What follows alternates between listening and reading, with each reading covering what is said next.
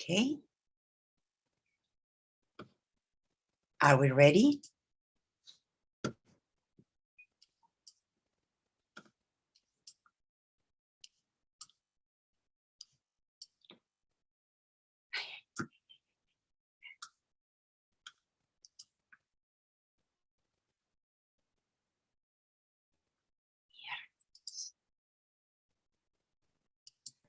Yes, Madeleine, we're all good to start. You can go ahead. Okay, thank you. Thank you very much.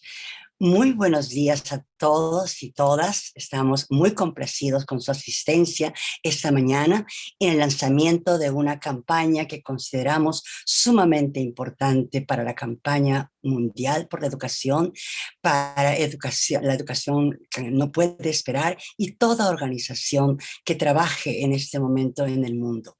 El mundo está en emergencia y esta campaña trata de responder a esa emergencia.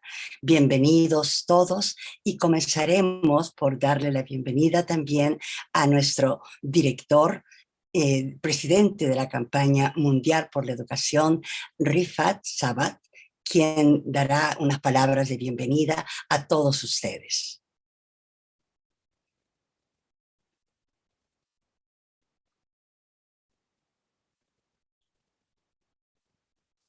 Shukran. Thank you, Madeleine, and welcome for all.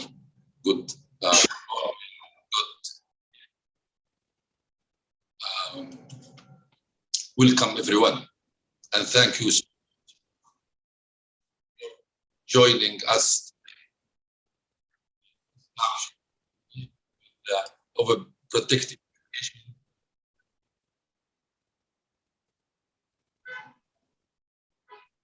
Sorry.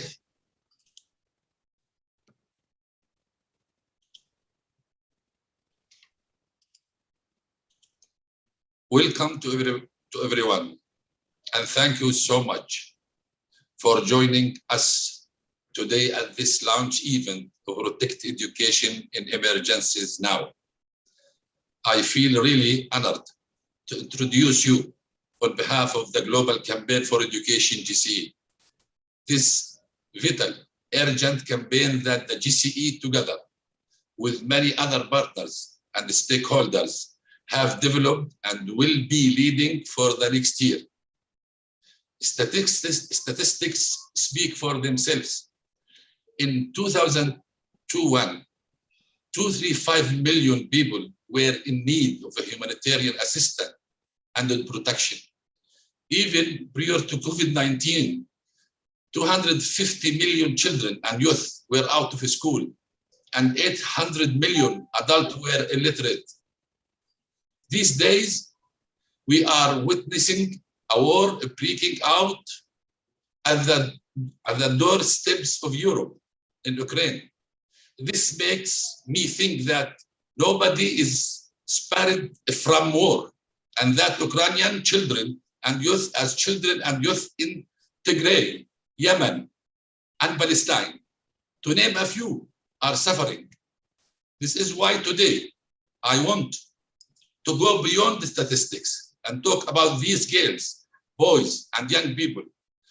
I want to put the focus on people living in crisis-affected countries, because this is what this campaign is about, raising the voices of those affected, so that policy and decisions makers finally gather the political will required to protect the right to education in emergencies. I also want to highlight that despite how they are usually portrayed, these people are not powerless victims. In fact, they are the first responders in emergency situations. But this doesn't mean that they can be overlooked and left to deal with increasingly cyclical, protected, and in many cases forgotten crises on their own. They urgently need our support. They need bold, determined, and coordinated action from all of us, civil society, multilateral organization, and particularly governments. Each and every one of these children youth, women, men behind the statistics need our support to see their right to education fulfilled, no matter why they are and where they live. Education is a basic human rights, but it is also a key tool to create sustainable and peaceful societies, to promote critical thinking and reflection on the structural causes of crisis and the ways to overcome them, putting rights, dignity, solidarity, anti-racism, and non-discrimination at the center. Education can and should be transformative, and in emergency context, it also may be the only safe spaces. I want to end my intervention by calling on government to take action now, deliver on your commitment, put education in emergency at the top of the agenda, invest in education as you committed to the Paris Declaration, and particularly invest in education in emergencies, which remain coherently and severely underfunded. Our global movement is united and determined to hold you accountable and to protect education in emergency now. I encourage you all to rally behind the Protect Education in Emergency Now call to action, which is presented in short film. Together, we can make a difference. Thank you.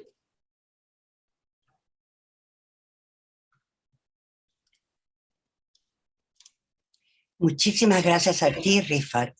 Ha sido una excelente forma de iniciar este evento. Veremos ahora la película preparada especialmente para la campaña.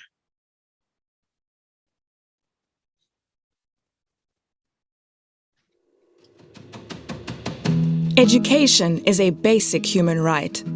Yet even prior to COVID-19, 250 million children and youth were out of school and 800 million adults were illiterate. Conflict, climate change, disasters, public health emergencies, and the forced displacement of people within and across borders are affecting a growing number of people all over the world. In 2021, 235 million people were in need of humanitarian assistance and protection.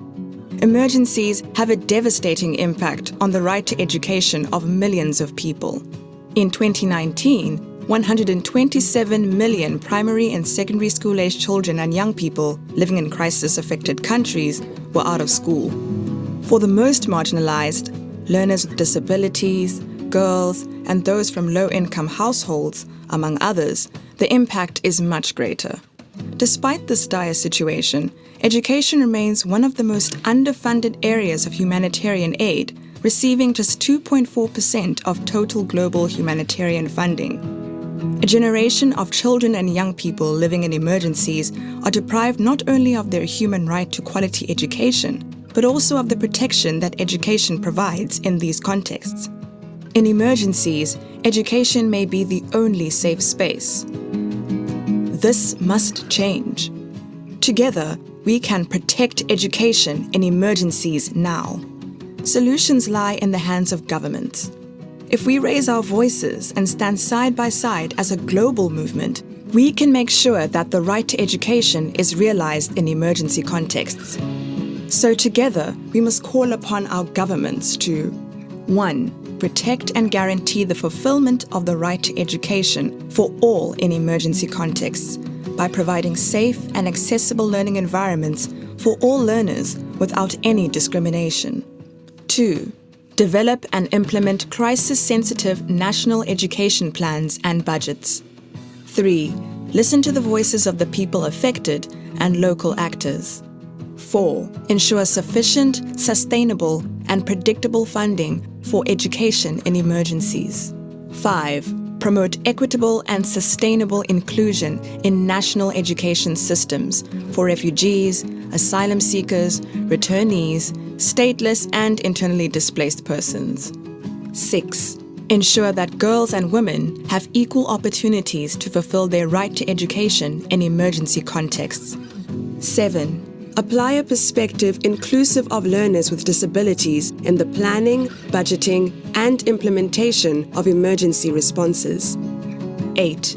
Ensure the availability of adequately trained and remunerated teachers in emergency contexts. 9. Endorse and implement the Safe Schools Declaration and ensure that all learners and educators can learn and teach in safety.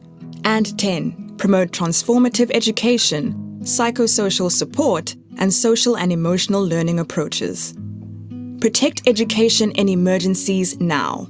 Visit our website to find out how to take action today.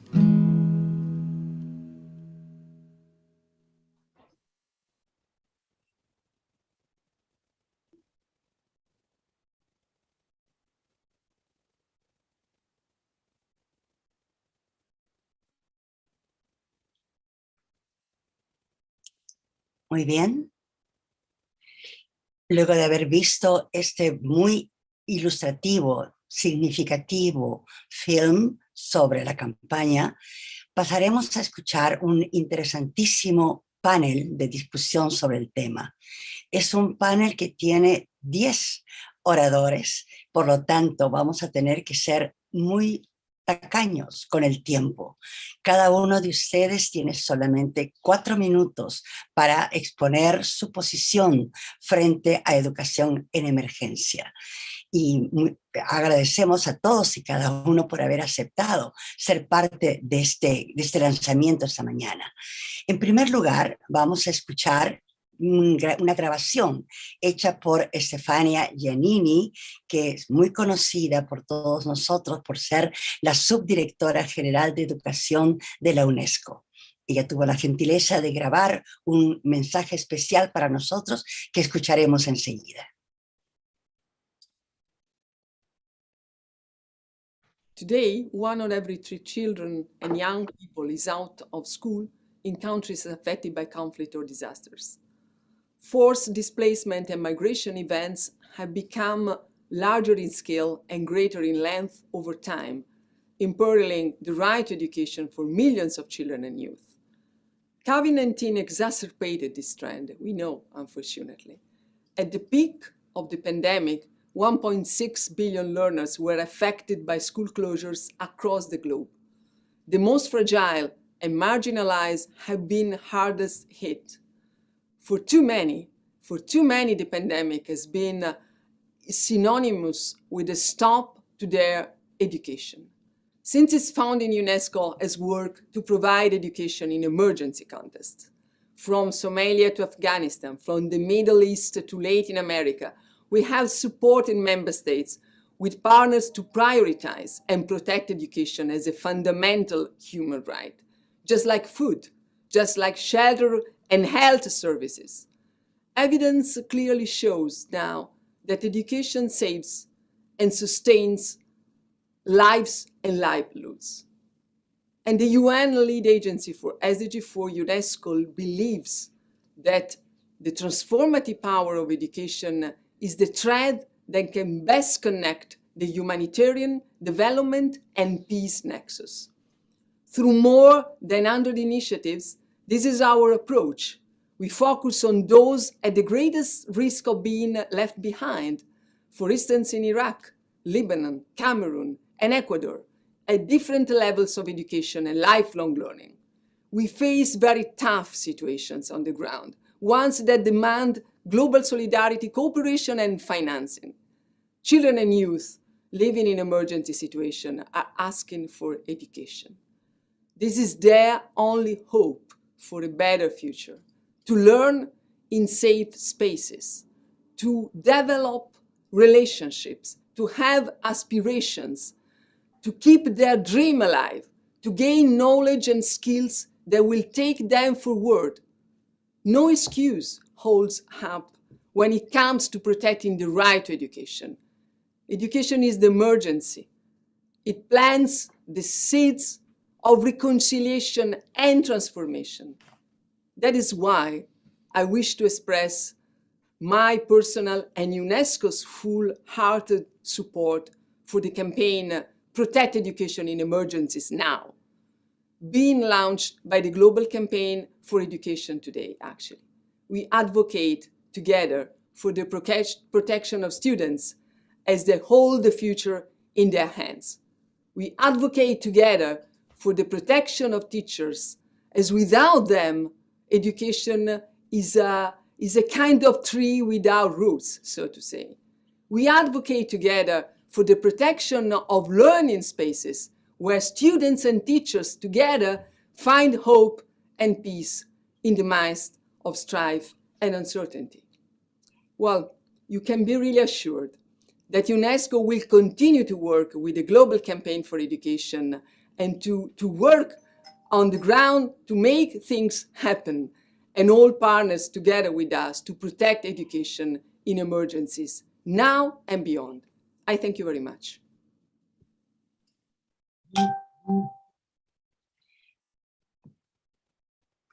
Agradecemos el mensaje grabado por nuestra querida Stefania Giannini y vamos a continuar con el panel. Y quiero recordar a todos los asistentes, que son muchísimos para nuestra alegría, que pueden hacer sus preguntas, ir pensando sus preguntas y van a escribirla en el lugar que está indicado ahí en el Zoom como preguntas y respuestas. No escriban en el chat, por favor. No escriban en el chat del Zoom, sino en este espacio especial creado para preguntas y respuestas. Creo que ya todos saben que estamos traduciendo este evento al francés, inglés, español, portugués y árabe. Ese es un esfuerzo de inclusión que hace siempre la campaña mundial en sus eventos. Pasaremos ahora a escuchar a la distinguida y honorable Joyce Moriku Kaduchu, que es la ministra de Educación para Primaria de Uganda. Recordamos a nuestros panelistas que tienen 4 minutos para exponer su posición frente a la educación en emergencia. Adelante, Moriku. Joyce.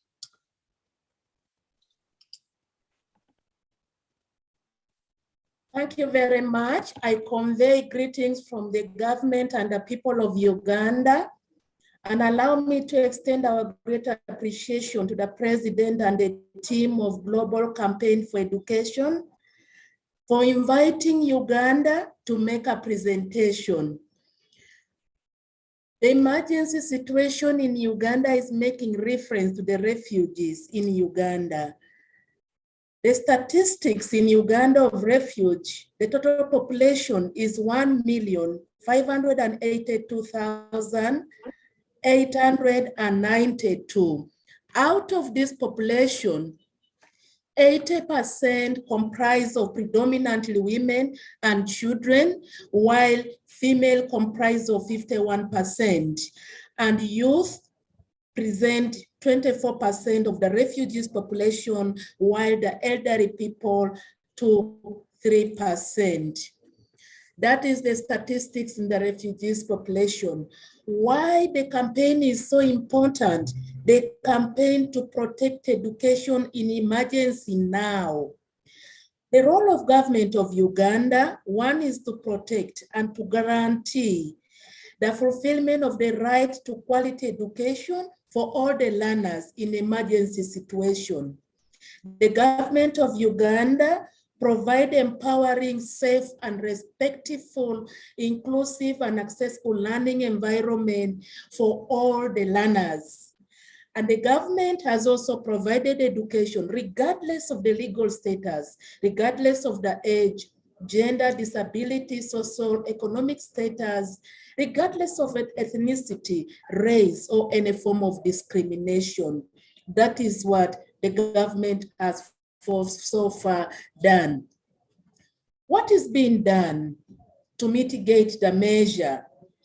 Ladies and gentlemen, all invited delegates, I want to say that for us, we have modified the curriculum to fit into the current situation because of COVID, we look at the critical content and the competence-based curriculum. We went ahead together with the partners. The government of Uganda has increased the numbers of classrooms. We recruited more teachers, though not adequate. We provided scholastic materials, and the government has equally vaccinated all the teachers. For now, it stands at 85%. We went ahead to do a double shift that has been introduced, most especially in refugee settlement, where the enrollment of children has been pretty high. This is to enable the learners to have more space for learning. And also as government, we put in place standard operating procedures. We put in place surveillance to monitor the outbreak of COVID in most of the schools, including emergency setting. What is it that we need? What is it that the international community can join hands together with the government of Uganda? We are still advocating for more increase in numbers of classrooms. What we have is not really adequate for the children, the learners. We need to recruit more teachers to bridge the gap between pupil-teacher ratio. We need to provide more other scholastic materials so that we are in position to provide quality education. Of course, the desks and other items are still needed, and most importantly, to provide psychosocial emotional programs for the teachers and the learners. And I must say that in Uganda, we say education is a collective responsibility. Together, we can provide quality education for all our learners in emergency situation right now. Muchísimas gracias, Joyce. Fue muy buena exposición, excelente uso del tiempo. Pasamos ahora a escuchar al señor Hassan Hamza, que es el secretario general del Ministerio de Educación de Níger. Adelante, señor Hassan.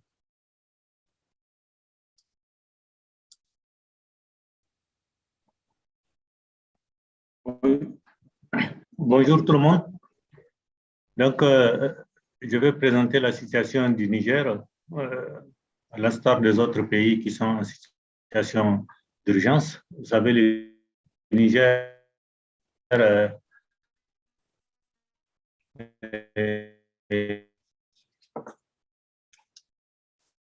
est affecté par l'insécurité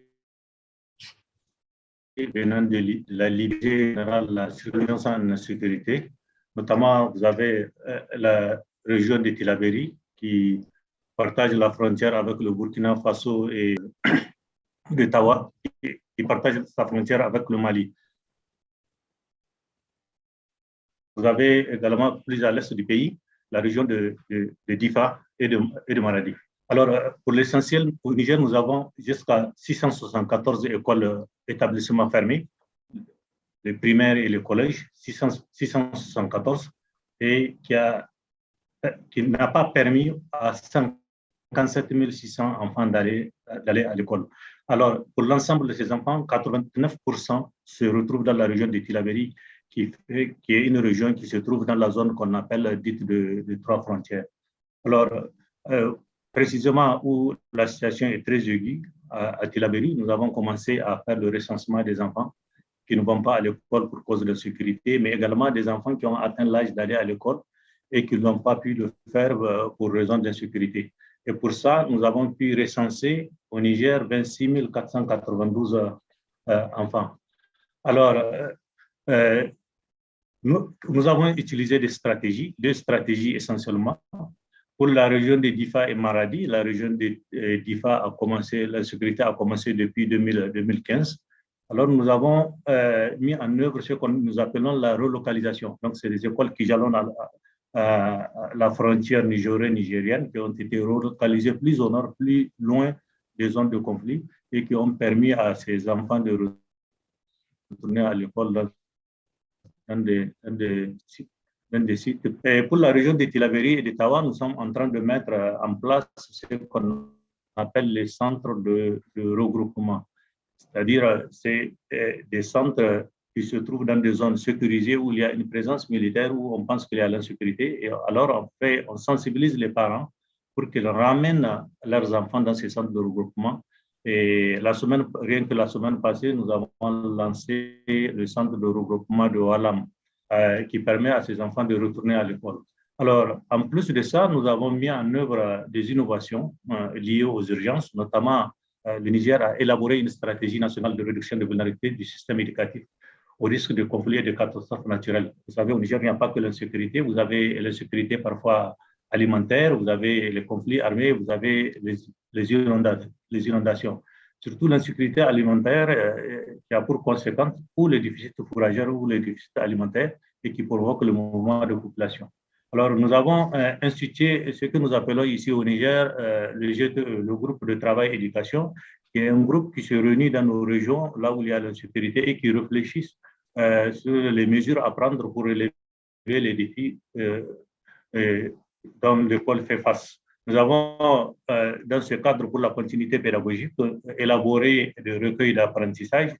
C'est des recueils qui ne se ressemblent pas au manuel dont nous connaissons. Elle est intitulée « La deux composantes ». D'abord, je lis et je comprends, et par la suite, je m'exerce.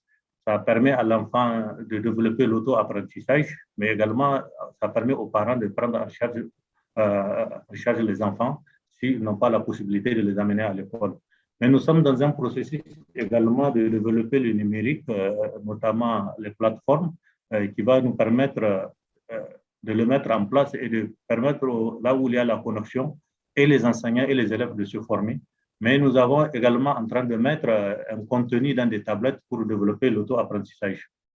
Alors, ces écoles qui se trouvent dans des zones d'insécurité, notamment les centres de regroupement, coûtent énormément cher à l'État, parce qu'il faut plus de classes, comme vient de le préciser celle qui a intervenu.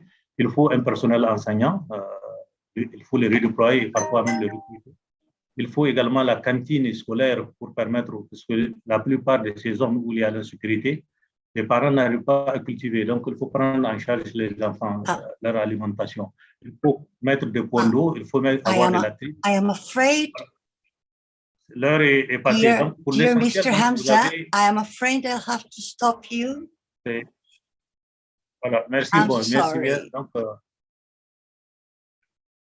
merci beaucoup. Muchas gracias y disculpe la limitación del tiempo, pero tenemos 8 panelistas más por delante. Muy bien, ahora damos la bienvenida a la señora Marisela Figueroa, que es la ministra de Asuntos Pedagógicos y Técnicos de Honduras, la voz de Latinoamérica. Adelante, Marisela, por favor.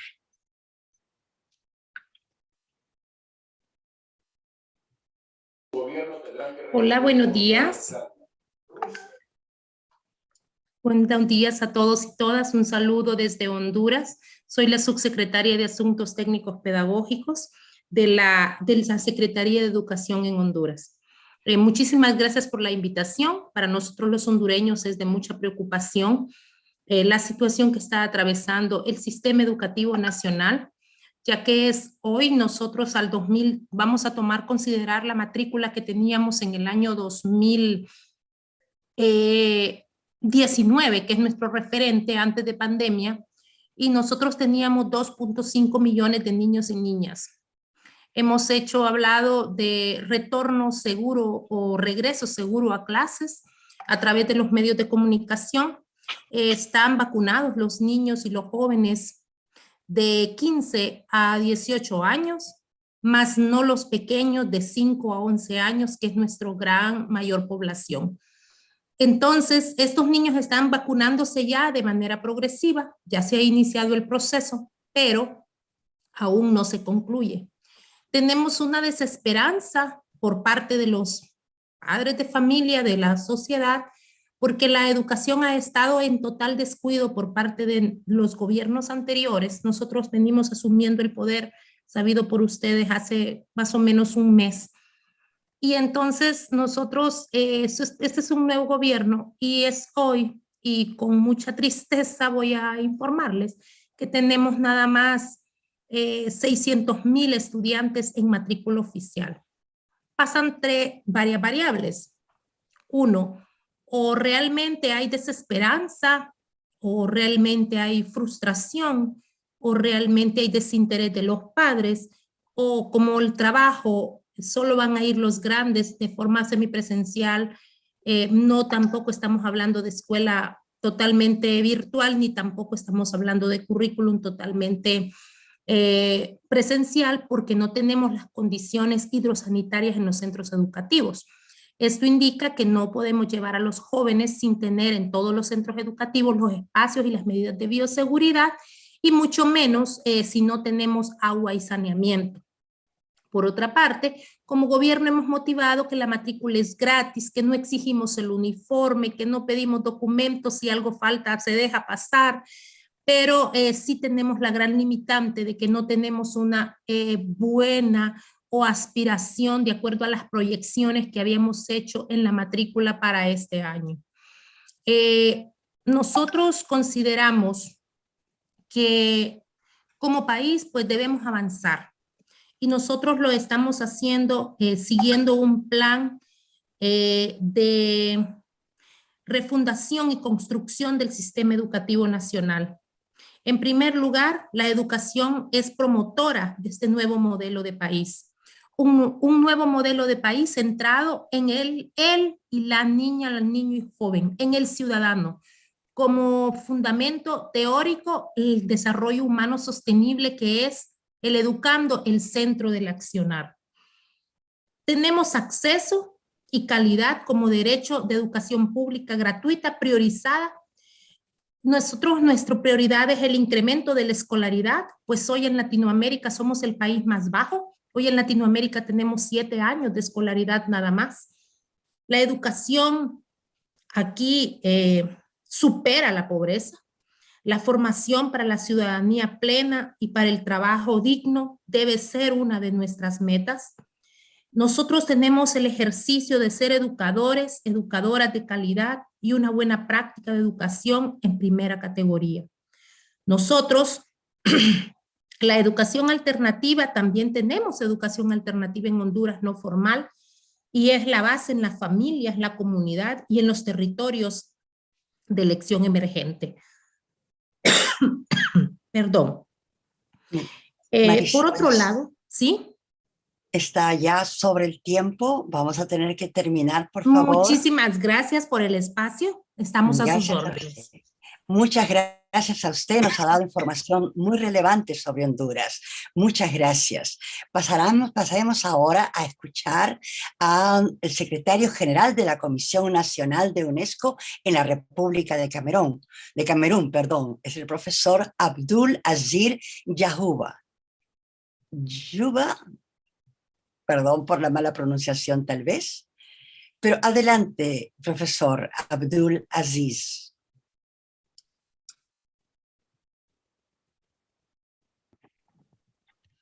Bonjour, mesdames et messieurs, distingués participants.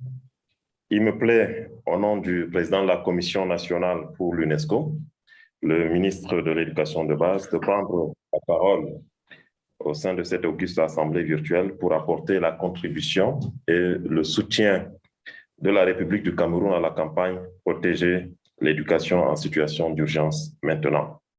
Comme vous le savez certainement, l'éducation en situation d'urgence est une problématique actuelle pour le Cameroun, dont 4 régions sur 10 traversent depuis quelques années des crises sécuritaires. À ces crises s'ajoute le contexte créé par la pandémie COVID-19 qui, même si elle n'a pas considérablement impacté la continuité de l'école dans notre pays, a davantage mis en lumière le péril qu'une crise, qu'elle soit sanitaire, sécuritaire, humanitaire, climatique ou environnementale, fait peser sur l'école. Le Cameroun se réjouit donc que dans le sillage de l'UNESCO, que le concept d'éducation en situation d'urgence soit en partage avec la société civile qui se pose comme un acteur indispensable dans l'espace public pour des politiques efficientes dans les secteurs de l'éducation en particulier. Ainsi, il félicite la campagne mondiale pour l'éducation pour son engagement à protéger l'éducation en situation d'urgence. Loin d'être un mouvement de plus, elle vient en effet grossir les rangs de la coalition mondiale pour l'éducation portée par l'UNESCO, amplifier le volume des voix qui appellent à une implication plus grande des pouvoirs publics, des donateurs et de tous les démembrements de la société civile pour un meilleur financement de l'éducation, notamment par l'augmentation des budgets à hauteur de 20%, l'annulation urgente de la dette des pays les moins avancés, l'allègement de la dette des pays à revenus intermédiaires, un meilleur traitement des enseignants, entre autres. La Commission nationale pour l'UNESCO, en tant qu'organe de coordination et de mise en œuvre des engagements internationaux de la République du Cameroun en matière de l'éducation, entre autres, à cet effet, joint sa voix aux millions de celles à mobiliser pour porter ce plaidoyer. Pour adresser la question de l'éducation en situation d'urgence, des solutions sont expérimentées avec bonheur dans notre pays, telles que le distance learning, le projet Imagine École ou le programme One Year, Two Programs. Pour assurer la continuité pédagogique, l'enjeu étant de préserver à l'éducation sa faculté transformatrice de l'enfant d'aujourd'hui et du citoyen de demain, au moment où le basculement vers le numérique interroge à bien des égards. Mesdames et messieurs, il convient cependant de mettre en exergue la pluralité des contextes et des situations d'urgence qui, au-delà des environnements chrysogènes ou belligènes, s'étendent à des situations de violence elles-mêmes plurielles, allant de la violence psychologique, culturelle ou physique à l'adversité géographique ou climatique, en passant par des situations de pauvreté extrême. Pour prendre en compte le large éventail de ces situations d'urgence, des stratégies communes résilientes et flexibles sont les extrants attendus des différentes dynamiques et activités de la présente campagne pour lesquelles le Cameroun est disposé à apporter toute sa contribution pour un succès éclatant et un rendement toujours meilleur. Je vous remercie.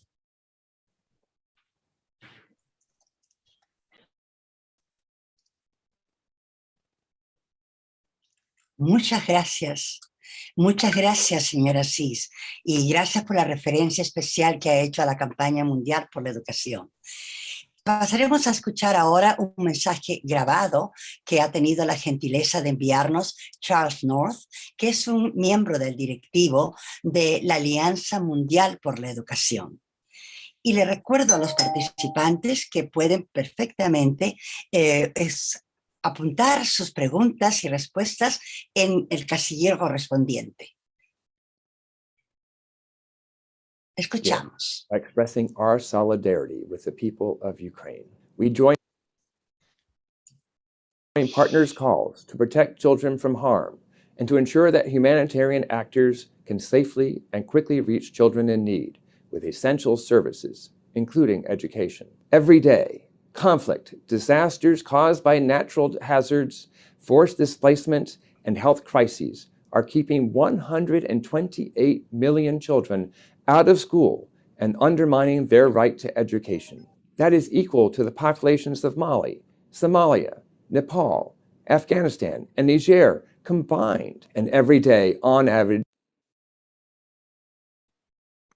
conflict and violence. Learning is being lost, especially for girls. They are nearly 2.5 times more likely than boys to be out of school in countries affected by conflict. That puts them at greater risk of violence, forced marriage, and early pregnancy. Keeping teaching and learning going during emergencies tops the list of priorities for families, and rebuilding education systems afterward can restore people's hope. Education is also a potent force multiplier for reducing future conflict, yet it remains one of the most underinvested sectors in humanitarian response. That is why GPE is proud to support the Protect Education in Emergencies Now campaign, being launched today by the Global Campaign for Education.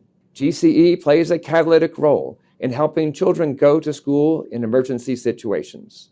This work is of vital importance to GPE's vision. Half of GPE partner countries are affected by conflict and fragility, and more than 75% of our grant funding goes to these countries, and a growing number are affected by climate emergencies. When a crisis or disaster strikes, GPE responds with flexible and accelerated funding to help partners prevent education systems from collapsing while laying the foundations for recovery.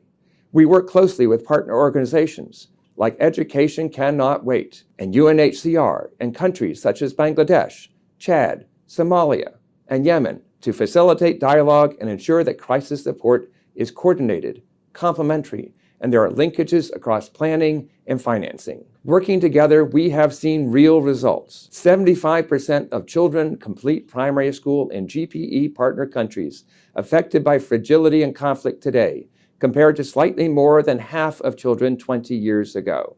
And yet we, and the world, must do more to help countries grappling with conflict, fragility, and other emergencies. In the last 5 years, funding requests from countries experiencing emergencies have increased by 21%. And that was before GPE mounted our $500 million education grant response to help countries respond to the impacts of COVID-19. If the pandemic has taught us anything, it is that we must radically rethink how to rebuild resilient education systems to better withstand shocks. Civil society has a critical role to play in building that resilience and helping countries cope during emergencies. GPE's Education Out Loud, the world's largest education advocacy and social accountability fund, supports civil society organizations in more than 60 countries. It strengthens them to influence education policy to better meet the needs of communities, especially those undergoing conflict. As we enter the third year of COVID, and despite the multitude of other global challenges, we must keep leaders focused on educating the world's children and ensuring that education financing remains high on the political agenda. Children living through crises are often displaced from their homes. They may be hungry, scared, or distraught. Our job is to help them regain a sense of normalcy by continuing to teach them safely, whether that's in a refugee camp or in their home communities. Education is their route to security, to hope, and to a brighter future. It is also their right. Thank you.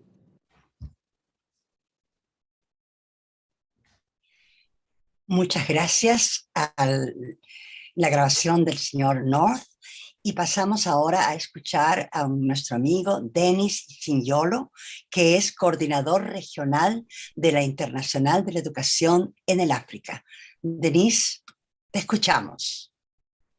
Yes, thank you. Thank you very much, Madeleine, and good morning, good afternoon, good evening, colleagues. I would like to add the voice of Education International, the teachers of the world, in supporting the campaign we're launching today. It's very important to remember that our members as education unions, our members as Education International globally have been victims of conflict, kidnappings, natural disasters, and other crises. And so have been our students. In Africa, for example, the recent coups in Mali, Chad, Guinea, Sudan, Burkina Faso have affected teachers and students in many ways. Teachers, unfortunately, continue to be kidnapped in Nigeria and other places. We see rising terrorist insurgency in several countries: Burkina Faso, Cameroon, Central African Republic, the Democratic Republic of the Congo, Ethiopia, Mozambique, Nigeria, Niger, Somalia, Sudan, South Sudan, and many more. The recent figures we've received from our member organizations in Burkina Faso illustrate that 3,280 schools have been closed, denying 511,221 students an education. And 14,901 teachers have been displaced, unfortunately. Female teachers and students continue to be denied the right to teach and the right to learn in Afghanistan. Afghan teachers have not been paid for more than 6 months now. In Myanmar, in the Philippines, Iran, Belarus, Colombia, Haiti, Jordan, Yemen, and many other places, teachers continue to be harassed, arrested, or even killed for defending human and trade union rights, including academic freedom. EI is closely monitoring the developments in Ukraine. Colleagues, climate change has seen a rise in droughts, desertification, cyclones, and other natural disasters. We know about the recent disasters in Southern Africa, where colleagues in Madagascar and Mozambique have been affected. Schools and other education institutions have been destroyed. Education International has been working with the unions there to support all the teachers affected. We have seen volcanic activity in several countries, including the one which happened, unfortunately, and was quite enormous in Tonga in the Pacific. Through EI's Teach for the Planet campaign, we continue to put pressure on governments to ensure that quality climate change education is included across the curriculum, including in teacher education. Colleagues, we are calling for the endorsement as well as implementation of the Safe Schools Declaration. But the unfortunate thing is that there is a yawning gap between the policy and practice when it comes to this declaration or any other policy on education in emergencies and generally on education. The often good policies on paper do not usually translate into real action on the ground. They often remain mere words on paper and nothing more but words. We therefore propose the following recommendations, 3 key recommendations, colleagues. Number 1, the United Nations and its agencies and governments in particular should develop and implement robust mechanisms for monitoring and timeously responding to attacks on schools and other education institutions. The perpetrators of attacks or violence must be arrested, prosecuted, and severely punished. Number 2, governments and partners should ensure that teachers in emergencies and in contexts that are difficult, whether it's conflict or whether they're affected by climate change, receive the necessary training, continuous professional development, and support. And such training should be free of charge and include psychosocial support. And finally, the final recommendation is that policy, legislative, and practical measures should be taken to ensure that teachers in emergency contexts are paid regularly and they are paid a decent salary and have fair working conditions, their voices are heard. In conclusion, I would like to stress the need for governments, the UN, regional intergovernmental organizations, such as the African Union, to take concrete, immediate, visible, and audible action to address attacks on schools, educators, and students. Schools should be safe sanctuaries, not centers of conflict. Thank you. Muchísimas gracias, Denis, por esa presentación de mucho convencimiento y muy importante para todos nosotros. Damos la palabra ahora a una persona importante también que viene de Yemen. Es el señor Asil Sarahi, que es periodista y es miembro de la campaña árabe por la educación para todos. Escuchamos al señor Sarahi, entonces, se hace presente el mundo árabe.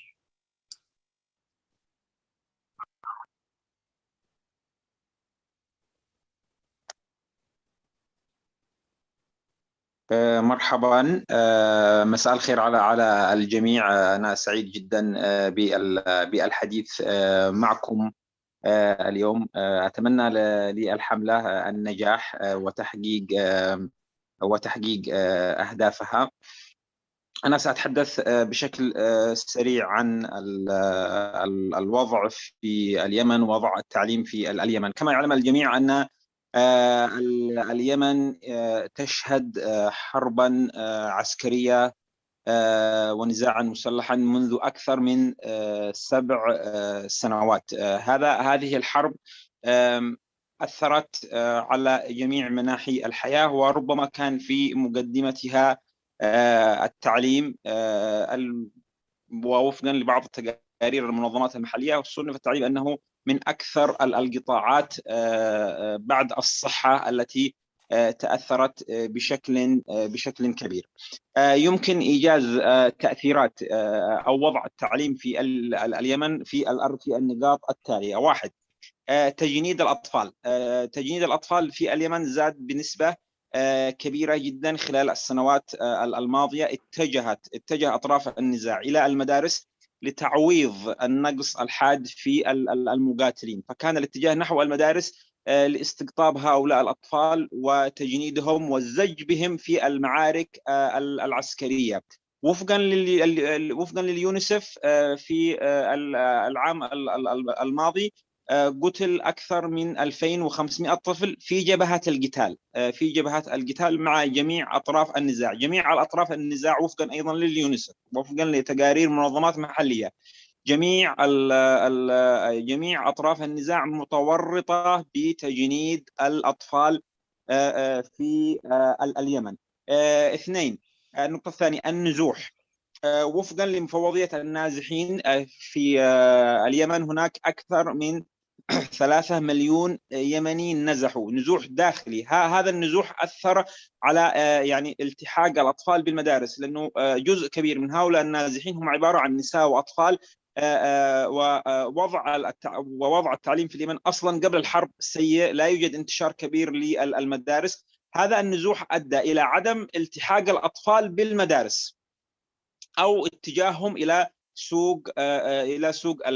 سوق العمل، وأصبح لدينا عمالة أطفال منتشرة كبيرا، خصوصا في ظل الأوضاع الاقتصادية الصعبة. النقطة الثالثة هي عسكرة المدارس، حيث يستخدم أطراف النزاع المدارس كمعسكرات أو مناطق أو أماكن لانطلاق عملياتهم العسكرية، أو كسكن للجنود وثكنات عسكرية، مما أدى إلى أنه الطلاب يا إما يذهبون إلى مدارس بعيدة أو لا يذهبون إلى المدارس، لأنه لم يعد لديهم فصول دراسية. اليوم هناك لا تزال عشرات المدارس تحت سيطرة جماعات مسلحة في العديد من المناطق. أيضا الحرب أدت إلى انقطاع رواتب المدرسين، وتحديدا في المناطق الشمالية من اليمن، والتي تشهد يعني كثافة سكانية كبيرة منذ سنوات لم يستلموا مرتباتهم، مما اضطر الكثير من المدرسين إلى البحث عن أعمال أخرى بعيدا عن التدريس. وأصبحت الجامعات الحكومية تعاني من مشاكل كبيرة ونقص كبير في عدد المدرسين، لأنهم اتجهوا إما إلى أعمال أخرى أو إلى مدارس خاصة للحصول على رواتبهم. النقطة الأخيرة هي تغيير المناهج. اليوم هناك تغيير سريع وسلبي في المناهج الدراسية. أصبحت المناهج الدراسية تتضمن الدعوة إلى العنف، الدعوة إلى حمل السلاح، وتحديدا في مناهج طلاب الابتدائية وطلاب الإعدادية. أي أنه اليوم يتم تفخيخ عقول الطلاب بأهمية حمل السلاح بعيدا عن المدارس. الجزء الثاني من مداخلته هي عن التدخلات.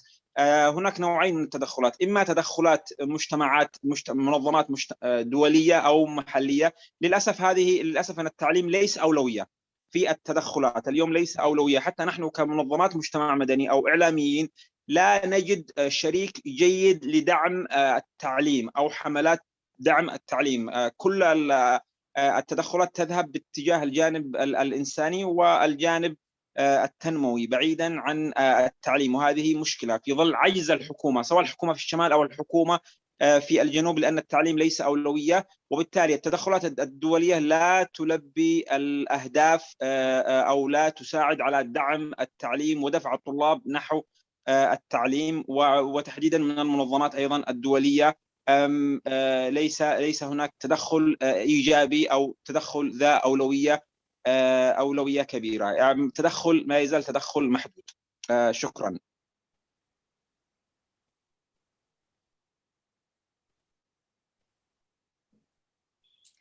Muchísimas gracias, señor Sarahi, por darnos esa percepción tan dramática que están viviendo en Yemen. Realmente cada palabra suya ha sido muy, muy fuerte con respecto a lo que están sufriendo en una emergencia sostenida y que el mundo entero tiene que saber sobre ella y reaccionar. Escucharemos ahora a Ram Gaire, que es coordinador de la campaña nacional por el derecho a la educación de Nepal y miembro de la Asociación de Asia Sur Pacífico de la Educación Básica y de Adultos. Adelante, Ram. Thank you very much, Madeline. Honorable ministers, distinguished panel members, guests and participants. Good morning, good afternoon, and good evening. I congratulate GCE for launching this campaign, and I'm pleased to be a part of this launching. representing Asia Pacific region. Our region has strong support in disseminating this campaign at the country level. Every year, millions of children, youth, and adults lost their lives, and they do not have learning opportunities because of both human-made and environmental emergencies. They have deprived of access on essential services such as safe drinking water, health services, nutrient food, and have a psychosocial impact on them. They are most affected from gender and caste ethnicity-based violence, child labor, and exploitations.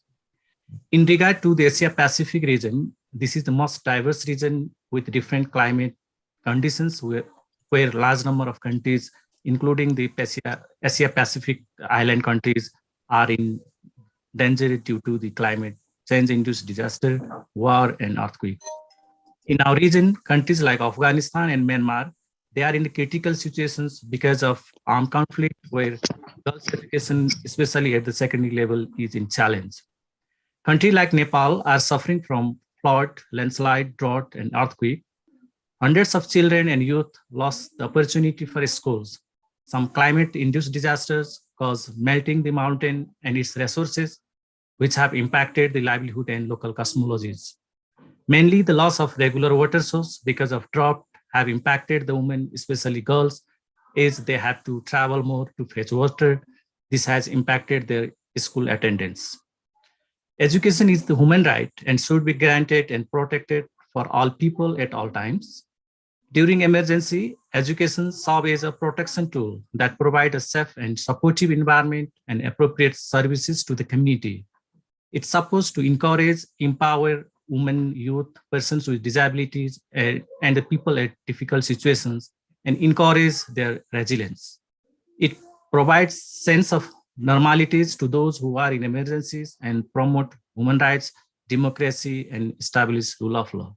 However, it is observed globally that education gets least priority and neglected during the emergency, and it was the case of even during the COVID-19 pandemic, where education was not given in high priority from different governments.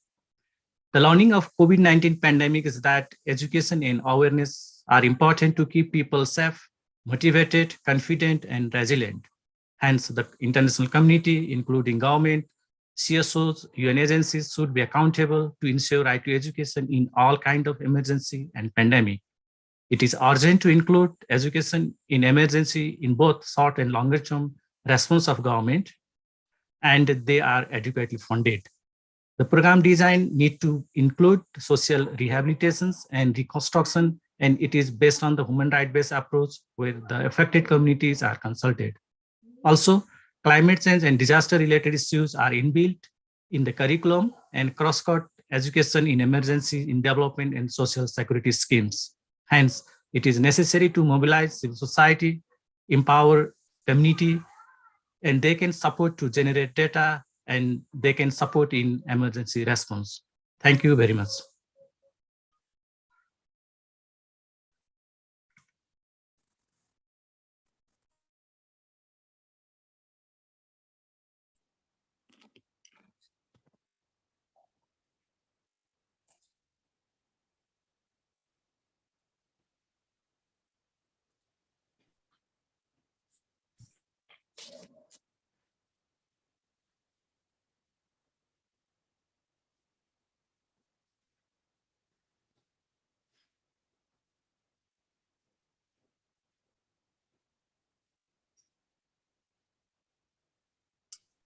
Disculpen, estaba presentando a la voz juvenil de la campaña mundial por la educación, Abidin Olasupu. Él es director ejecutivo de la Iniciativa de Desarrollo de Jóvenes Brain Builders. Te escuchamos, Abidin.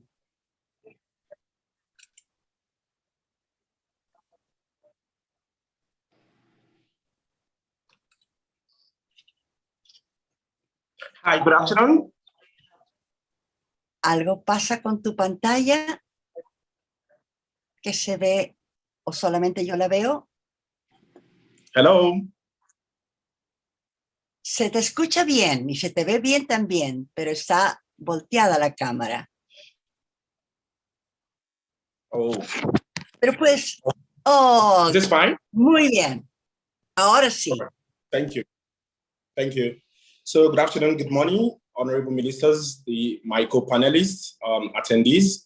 And I want to start by appreciating GCE for this laudable event. And today, I'm emotional and at the same time challenged about the negative impact of emergency situations on the lives of children and youth. COVID-19 has exacerbated the negative trends and provoked a worldwide education crisis.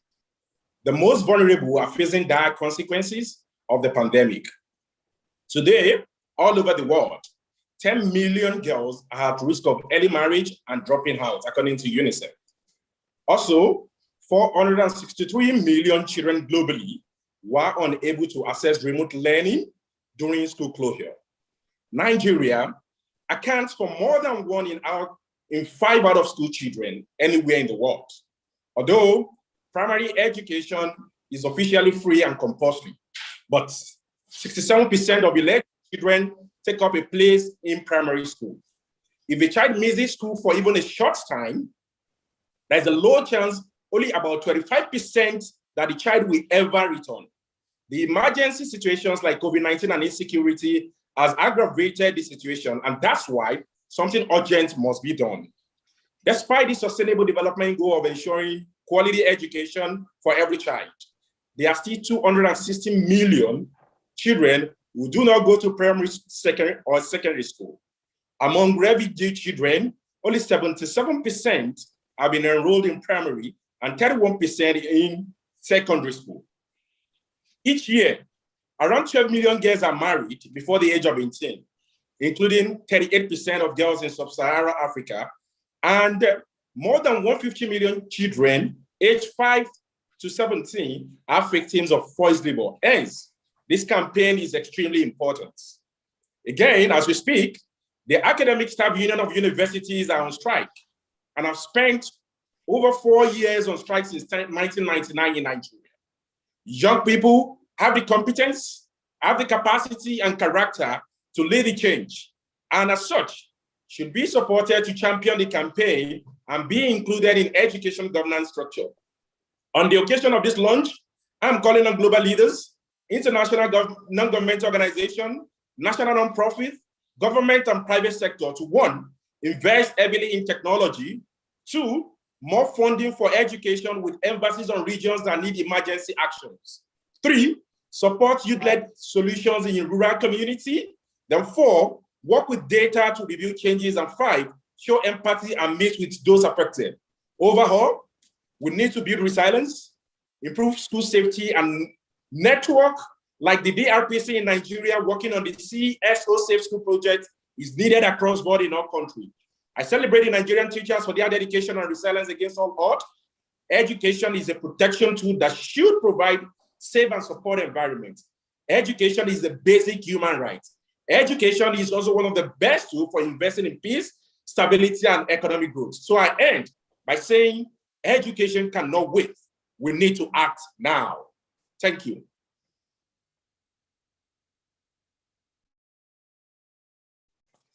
Muchísimas gracias, Abidin. Muchas gracias por tu presentación. Y ahora ya para un cierre de oro, diría yo, escucharemos a Yasmine Sherif, que es la directora de nuestro gran aliado, que es La Educación No Puede Esperar. Education Cannot Wait. Yasmine Sherif, por favor, estamos listos para escucharte.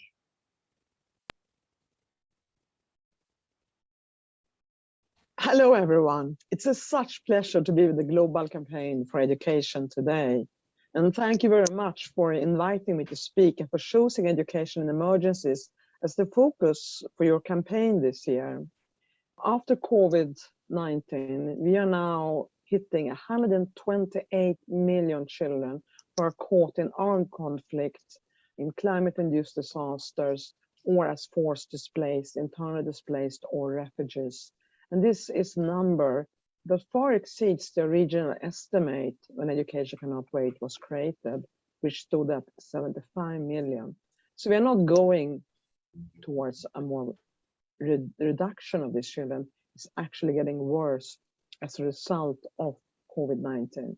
And that's why your campaign, Protect Education in Emergencies Now, is so critical. Education cannot wait. It's about the now. And I want to focus on two main issues today. The first one is that reaching those left furthest behind must be a priority. They are the ones that are in crisis and emergencies. And secondly is, what is our top priority for them? And that is to have the funding to pay for an holistic child-centered education that is continuous, offers quality, and that leads to real learning outcomes and a pathway for them to actually graduate and continue on to higher studies or to livelihoods. We need to focus on those left furthest behind, and amongst them, those who are left furthest behind. Now, there are 69 million girls who are out of school in crisis-affected countries. 69 million. Think about the sheer number of that and what the consequences will be if we don't get them back into a continuous quality learning. And only 34% of refugees are enrolled in secondary education. How far can you go without a secondary education? So these are just a few figures to illustrate the challenges ahead. So we need financing, and a financing that makes everyone work together through pooled funding. Now, Germany has really taken Education Cannot Wait to a whole new league as a pooled funding. With their recent 200 million euros announcement, in addition to previous funding, placing Germany as a #1 strategic donor partner for Education Cannot Wait. That's a huge step forward. And they are, of course, followed by the UK and Denmark, who have also done heavy investments that matches the realities on the ground. We have been able in record time to mobilize $1.1 billion for the Education Cannot Wait Trust Fund, and an additional $1.1 billion in country that have been leveraged or aligned with our multi-year programs and first emergency responses. And again, I cannot stop thanking GCE, because you are enormously supportive. You see the need for collective action, and you are fantastic advocates, inspiring and tireless efforts. So much of this would not have happened without your great advocacy and your relentless efforts to mobilize resources for a pooled fund like Education Cannot Wait.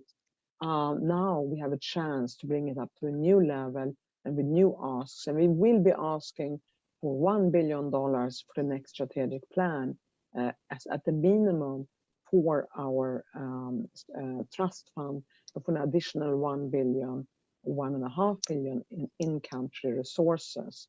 So let me once more, JC, the Global Coalition for Education, our really dear close partner in Education Cannot Wait, to thank you from the bottom of my heart for all the support that you have given us so far, for making ECW a huge success story, and also for never giving up on the fact that we need more financing to reach every single child that is living in the darkest corner of the world right now, today, and most of all, for always putting the children and youth at the front of your vision, and knowing that you are there fighting for them and their right, and we are all behind you. Thank you, everyone. Thank you so very much.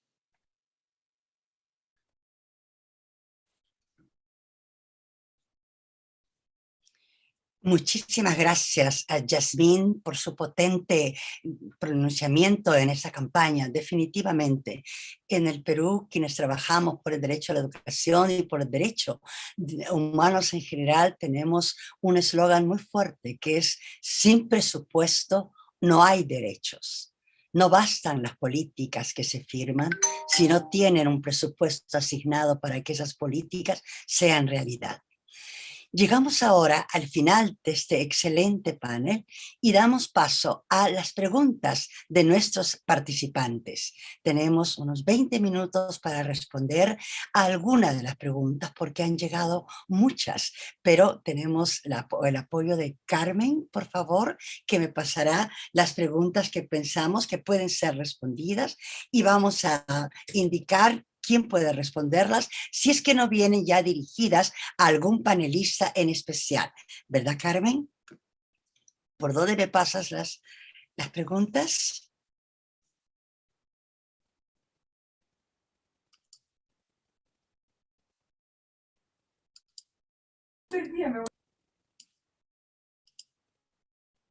¿O puedes tal vez leerlas tú, Carmen?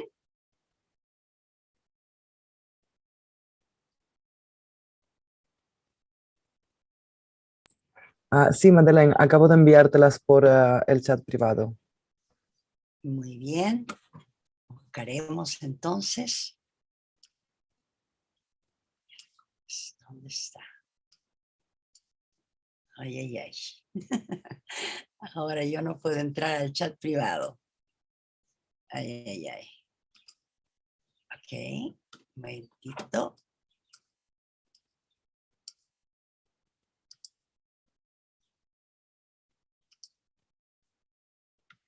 Bien, entonces tenemos 4 preguntas que pueden ser respondidas por los panelistas, pero hay una especial dirigida al señor Acel. Y la leo en inglés, bueno, para que se traduzca al castellano, ¿está bien? How the maintenance of education is faced in the context of... Sí, un momentito, por favor. Okay.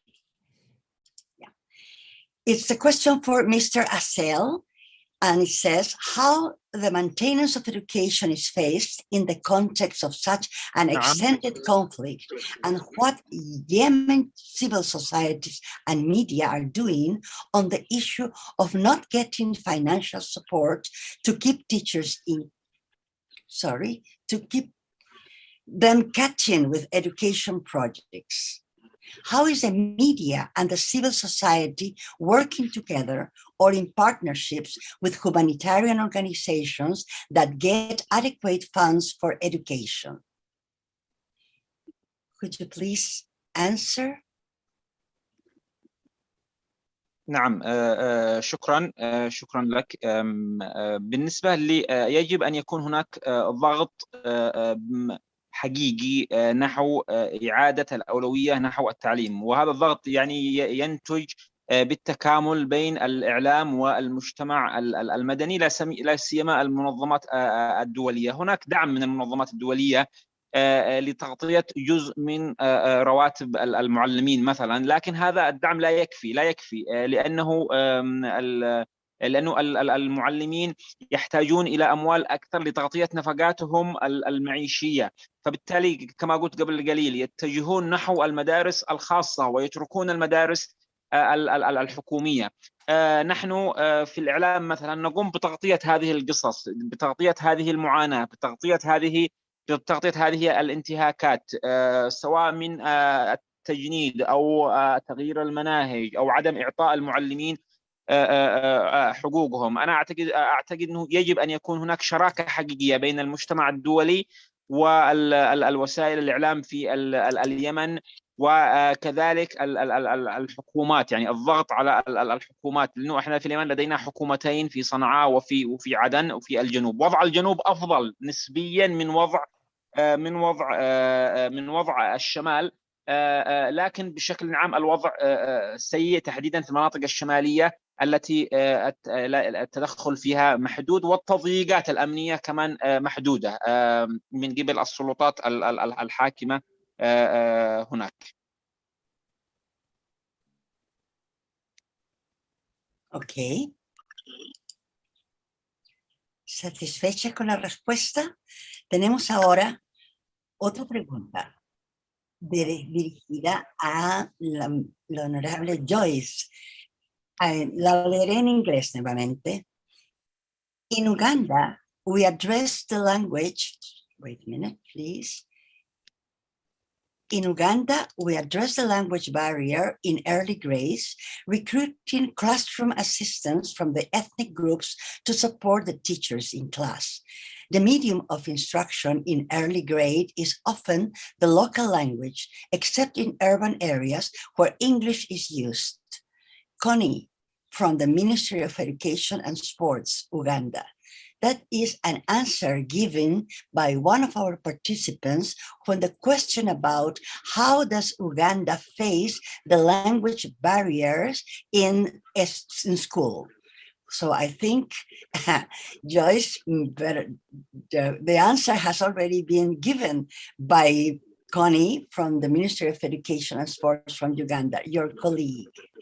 So we have then another question, and this is addressed to Dennis. How do we encourage learners to keep on learning when they are living in environments and are not conducive to learning? When they may be plagued by anxieties due to the situation they are in? How do we encourage learners to keep on learning in such conditions? Yes, thank you very much. It's important indeed to encourage learners, but it's vitally even more important to come up with structured mechanisms and support systems for actually ensuring that children continue to learn despite crises such as COVID-19 or floods or conflict. So it boils down to what I was saying earlier on, making sure that schools are shielded from attack, protecting teachers, protecting students from attack. But it also means coming up with mechanisms, whether in the case of COVID-19, you're talking about providing virtual teaching and learning. There is a serious problem of infrastructure, digital infrastructure. The data costs are very high, and teachers need skills actually to deliver online teaching and learning. All these support mechanisms are lacking. So it boils down actually to investment. So governments need to provide the funding necessary, supplemented, of course, by external funding to provide structures and systems for ensuring continuous learning during crises and challenges. So yes, motivate them, but more importantly, actually provide the support mechanisms needed, including financing. Thanks. You're right, Dennis. Thank you very much. There's another question now here addressed to Mr. Hamza. How can we expand the notion that education in emergencies are not just about children and youth in the context of formal education or schooling?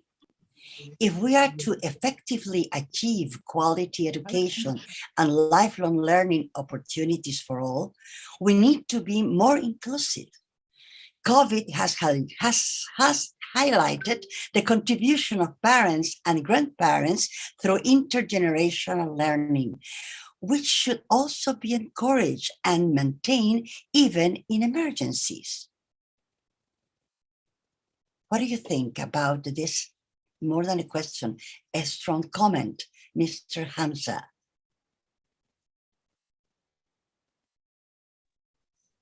Oui, merci bien. Pour assurer la continuité pédagogique, comme je l'ai précisé dans ma présentation, nous avons ici au Niger, qui est un pays très vaste, qui fait 1 287 000 km², prôné pour la relocalisation. Carrément, nous avons relocalisé les écoles. Et pour certains endroits, nous avons prôné le regroupement des écoles dans des centres plus sûrs. Et j'avais également dit que nous avons mis en place une équipe qui va prôner l'enseignement à distance et l'auto-apprentissage des élèves. Et pour ça, il faut recenser les élèves qui ne vont pas à l'école. Et là, nous avons mis sur le terrain des outils qui permettent de recenser les enfants qui donnent l'âge compris entre 4 ans et jusqu'à 14 ans. Ça veut dire que de 9 à 14 ans, c'est des enfants qui n'ont jamais été à l'école et alors il faut leur faire un enseignement qui va leur permettre d'être dans des passerelles, qui va leur permettre de rejoindre des écoles formelles.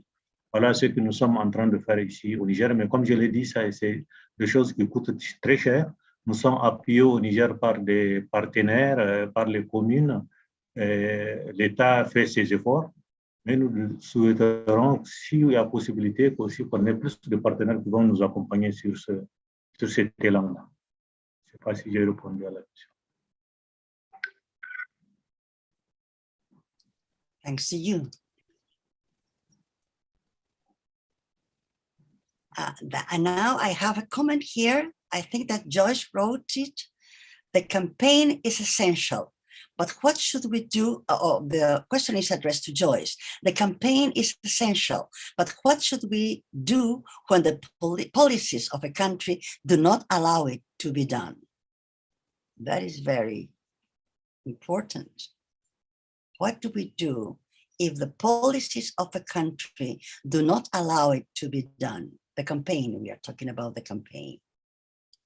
Joyce, can you answer that question, please? Yes, thank you so much. Thank you so much, Jessica, for that very important question. When we talk about emergency situation, emergency and education are very critical. Every member state has got an emergency situation. The emergency can be from other parts of the country. They come within the country, or displacement can be within the country, and any emergency can arise within the country. I want to believe that almost every country have got their own policy according to the member state, what is taking place in the country. But I want to say that, yes, there may not be a policy on emergency, but there is always a policy on the education. And education can take place in any situation, and that emergency can be due to natural disaster.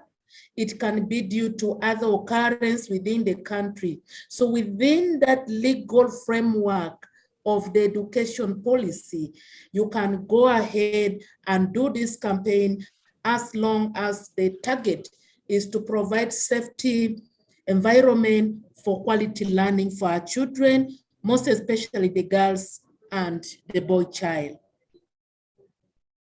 Thank you. Muchísimas gracias, Joyce. Muchas gracias. Creo que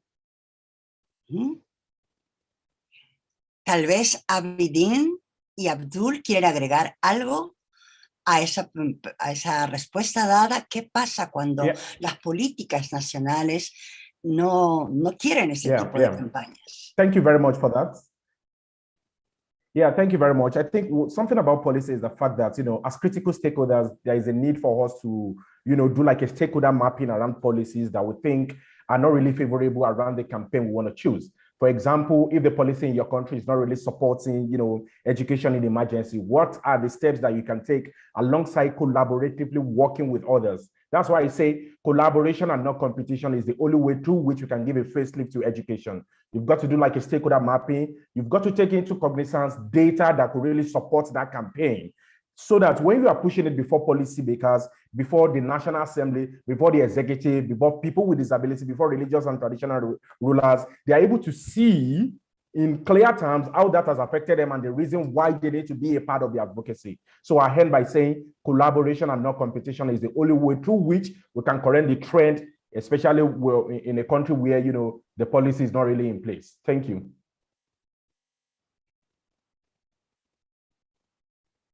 Gracias a ti, Abidin. Profesor Abdul Aziz, ¿podría usted agregar algo a esa importante pregunta? ¿Qué hacer cuando los gobiernos no dejan actuar a las personas que quieren involucrarse en esas campañas? Profesor Aziz, Abdul Aziz. Merci beaucoup, madame. Je pense qu'au niveau du Cameroun, le gouvernement a pris le taureau par les cornes. Il y a eu une synergie d'action entre les administrations éducatives, la société civile et les partenaires. Donc, ce qui fait que la contribution de la société civile a été toujours appréciée à sa juste valeur. En termes d'action, au niveau de l'enseignement supérieur, par exemple, le ministère a orienté un certain nombre de formations dans le sens d'une plus grande spécialisation au niveau des enseignants. Donc, ce qui fait qu'il y a des masters d'enseignement en situation d'urgence qui sont déjà proposés au niveau du ministère des enseignements secondaires. Ce qui fait que nous avons des enseignants qui sont déjà dans le domaine. Par ailleurs, je pense que les actions qui sont menées au niveau du gouvernement de la République du Cameroun trouvent sa pleine ou bien son plein épanouissement au niveau du montant alloué au budget en matière d'éducation en situation d'urgence. Nous avons un montant très important. Le Cameroun attribue à environ 15% de son enveloppe globale, alloue environ 15% de son enveloppe globale à l'éducation. Et donc, ce qui fait qu'avec plus de 3 ou 4 ministères qui sont en charge de ce domaine spécifique, le problème ne se pose pas véritablement. Mais toujours est-il que le Cameroun a besoin d'échanger avec les autres pays. Le Cameroun a besoin d'avoir des partenaires. Le Cameroun a besoin d'avoir également d'autres perspectives pour pouvoir améliorer cette situation-là. Parce qu'en réalité, ce n'est pas un fait nouveau, l'éducation en situation d'urgence au Cameroun. Depuis les années 60-70, le Cameroun a eu affaire à certaines situations où le gouvernement était obligé de prendre des mesures spécifiques pour permettre la continuité pédagogique. Et je pense que c'est dans cette circonstance que, avec l'avènement de la crise Boko Haram dans la région de l'extrême nord, la crise sécuritaire dans le nord-ouest et le sud-ouest et la population, avec la masse de population de réfugiés dans la région de l'Est, le Cameroun a tout simplement réactivé un système qui avait déjà été mis en place par les gouvernements précédents.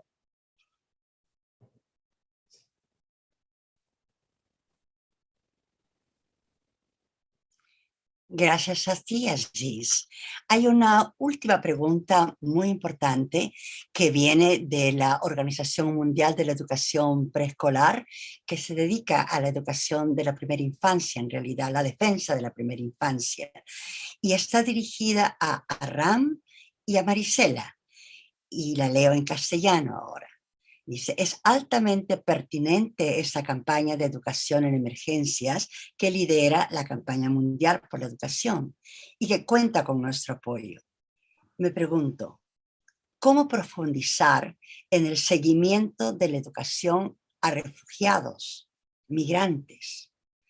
Solo resaltar la importancia de garantizar la educación inclusiva e intercultural de acogida sostenedora en contextos tan críticos y complejos.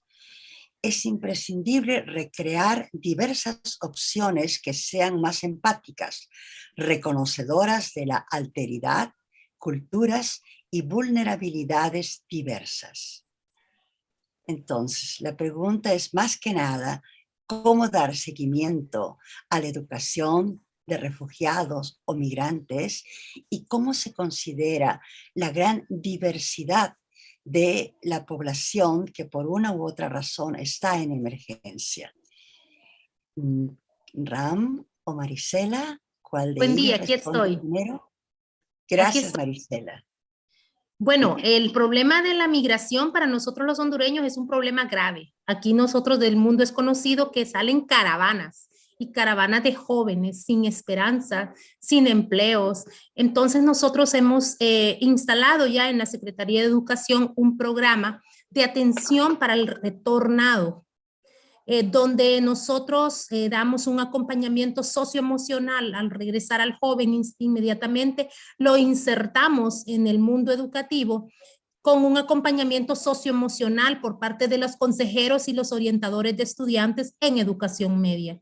Eso lo estamos haciendo como parte de un programa de educación inclusiva y participativa con la diferenciación para el tema de retornados. Ya el país estamos trabajando en esa estrategia, está montada totalmente y estamos dando atención individualizada de los casos focalizados. Muy bien, muchísimas gracias. Ram, do you have something to say, to add?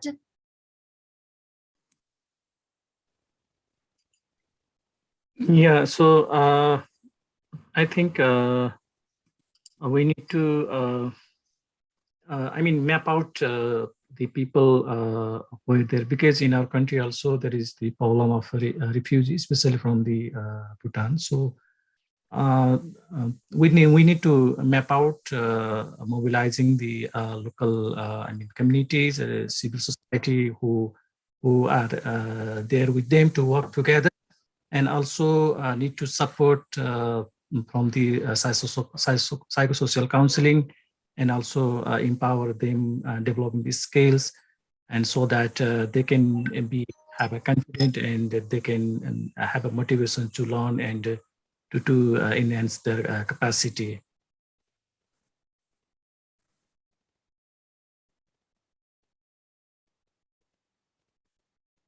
Definitivamente. Okay. Well, I think we have come to the end of this fantastic panel. I will switch again to my Spanish.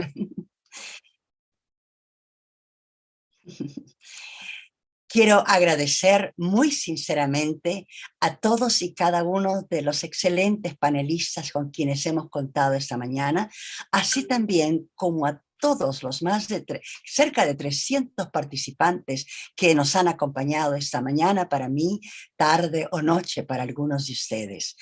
Creo que la campaña mundial se ha esforzado y ha logrado esta mañana extender el concepto de lo que debemos entender por emergencia. Las diferentes fuentes, las diferentes, motivaciones de emergencia. ¿Quiénes sufren más en ella? Los más vulnerables, los niños, las mujeres. ¿Y cómo es posible que haya a veces políticas, pero hay a veces gran divorcio entre lo que dice la política y lo que realmente se hace en nuestros países? El rol de la sociedad civil es importantísimo para ello. Tenemos que actuar fuertes cuando los gobiernos no nos escuchan, y hay un lema bastante fuerte también, ¿verdad? La unión hace la fuerza. Es ahí donde estamos todos nosotros unidos en esta alianza estratégica con los gobiernos para lograr mayor financiación, porque, repito, sin financiamiento no hay derecho que se cumpla. Y en ocasiones de emergencia ya está probado que lo que se da para la emergencia educativa es muy poco, y realmente la educación, sabemos todo, es la que puede librarnos de muchas miserias y hacernos desarrollar como personas y como sociedades. Muchísimas gracias entonces, y esperamos que en sus respectivos países ustedes encuentren la forma de ser parte de esta gran campaña que va a durar durante todo el año. Los necesitamos a todos y cada uno. Muchísimas gracias nuevamente por habernos acompañado esta mañana.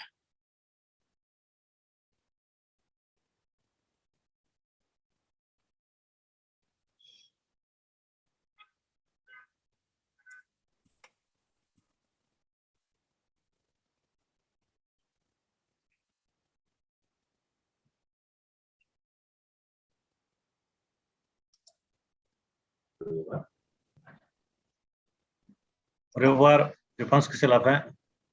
C'est vraiment un agréable.